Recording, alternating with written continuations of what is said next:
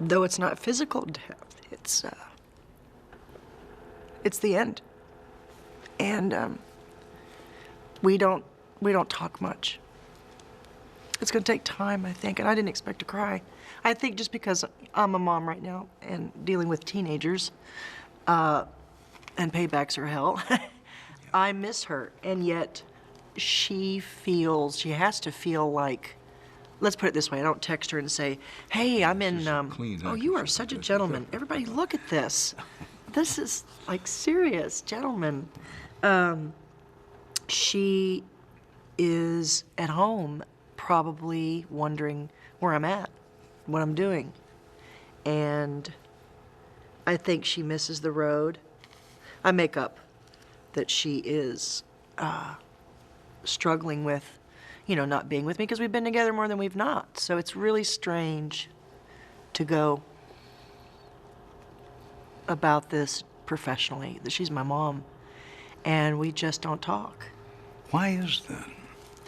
I think there is a natural thing that people go through. I don't care for the word retirement, so I'm not going to use that word. I will say transition. I think the transition from going 100 miles an hour every day, now think about it, she had costume changes, we had major production.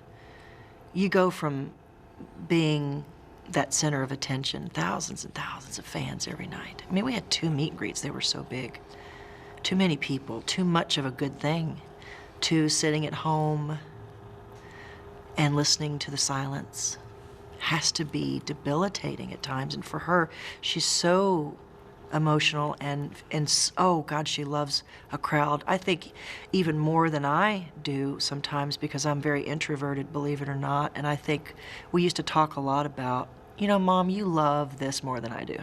I love the music and the people. Like, doing this was more about you as a person. Thank you. I mean that, and I want to answer the questions that you have because I think I'll learn something, maybe even about myself. I don't know. I just think it's an opportunity. And the fact that Mom doesn't have it, I definitely have survivor's guilt of feeling like I'm going on without her. I don't want to dwell on this, but I want to come back to the relationship with your mother and the rest of the family. Correct me if I'm wrong. You all live on a farm, one piece of property, as Yes. it were. But you have separate places on this Yes. piece of property. And you seldom, in some cases, don't see each other? No. Well, tell me about that, because that would strike some people as weird. It is. All families are weird, and they have their set of circumstances. The only thing I have in common with my sister is a father missing and a mother that's both of ours. She and I are very different. We don't communicate, nor do we spend time together, and that's a long history of being apart. I was away from Ashley at age 18. She was 14. And I think at 14, I actually became independent of the family. I think out of necessity. Kids are going to do what they do to have their needs met. And I raised Ashley, so I think there's a lot of work we still have to do about where do we find the sister in all of this. I'm not just she called me sister mommy, and I really had a hard time with that because I was like, I don't want to be your mommy, I want to be your sister. But the way life was, I was famous at 18. I wasn't there for her prom. I wasn't there as a sister. And we've just developed, it's like a marriage that's developed separate lives. We have been running really fast. Success is a good thing, and it takes you away from the people you love. It just does, I've toured with my mother for 30 years. I've given her as much of my life as any, daughter can. That was a full-time job. And because of those dynamics, honestly, and this is hard to admit, but it was almost as if I had to pick one out of the two. And at the time, I was so busy, Dan, being reactive, it was hard to be proactive. Now that I'm older, I'm seeing time slip away. We've missed out on a lot. I have a lot of tears for the times we've missed out on. Ashley has her agenda, I have mine. I have 2 kids. Ashley's, single, and she travels the world. I can't do that like she can. I don't have that, My choice is to be a mom, and I'm at home, and if she's texting me from Scotland, That's been our life. Does that mean that, oh, they don't get along and we disagree on everything? Can you tell me any sister relationship that has a, you know what, you're right. I don't think so. So you're right, we are dysfunctional. I never knew my father. I found out at 30, the man who I thought was my father is not. There's stuff in there. We've been very honest about it. It's made us who we are today, broken and blessed. Of honeymoon bliss, I had all my outfits literally in the closet hanging, ready to be worn. You know, the size 8, healthy, working out 5 times a week. Life is great. We're the king and queen of the prom. I've known him since I'm 20. I trust this man with my life. We're in a band together. We're rocking on stage. You know, I'm winking at him between songs. It's a love affair of all love affairs. It's awesome. It is so beautiful and storybook.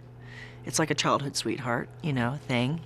And then in seconds, I go from, and the winner is, you know, 5-time Grammy Award-winning artist formerly known as the Judds, to Mrs. Mosier begging God for a miracle.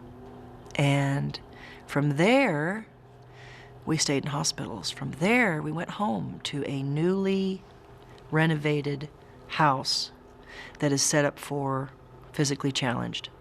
That's not my idea of the first year of marriage, or even the first 10 or 20. Wouldn't be anybody's idea. No, you're supposed to, I'm literally in the shower. You know, when they say, you know, she's my better half. I won't go that far, but I will tell you I was his other half. And I'm literally in the shower, standing there holding him up, because he doesn't have a left side. He has no use of his left hand and no leg. And I'm literally looking off like, you know, we're supposed to do this like when we're 80 or 90, and I'm not really ready for this, you know? We have a band, we have a tour, we have everything in life going for us, and why is this happening? Absolutely. I'll tell you what I didn't do. I didn't have time, actually, for the complaining part. My mother always taught us, get up and move towards your destination. You know, can't die in the poorhouse. I remember that like yesterday. I just have a philosophy. It's not even about being, oh, Wynonna, you're so strong, and oh, this and oh, that. It's called necessity. If we didn't get up off our butts, we didn't eat. If we didn't hoe the garden, we didn't have food.